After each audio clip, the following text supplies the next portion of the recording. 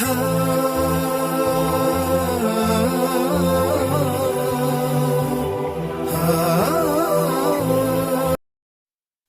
انس رضی اللہ تعالیٰ عنہ فرماتے ہیں کہ ہم رسول اللہ صلی اللہ علیہ وسلم کی مجلس میں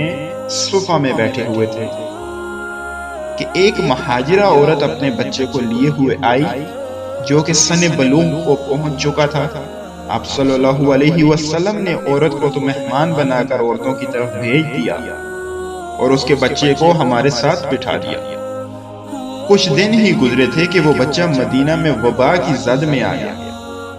وہ کچھ دن بیمار رہ کر انتقال کر گیا تو آپ صلی اللہ علیہ وسلم نے اس کی آنکھیں بند کی اور اس کی تجہیز و تکفین کا حکم فرمایا۔ جب ہم نے اس کو غسل دینا چاہا تو آپ صلی اللہ علیہ وسلم نے فرمایا، انس اس کی ماں کو جا کر خبر کر دو، تو میں نے اس کو خبر کر دی۔ وہ ارشاد فرماتے ہیں کہ وہ آئی اور اس کے قدموں کے پاس بیٹھ گئی، اس کا انگوٹھا پکڑا، پھر کہنے لگی، اے اللہ میں تجھ پر خوشی سے اسلام لائی اور میں نے بے رغبتی اختیار کرتے ہوئے بتوں کی پوجا کی مخالفت کی اور شوق سے تیری راہ میں ہجرت کی۔ حضرت انس رضی اللہ تعالیٰ عنہ فرماتے ہیں کہ اللہ کی قسم اس کی بات پوری بھی نہ ہوئی تھی کہ اس کے قدموں نے حرکت کی اور اس نے اپنے چہرے سے کفن ہٹایا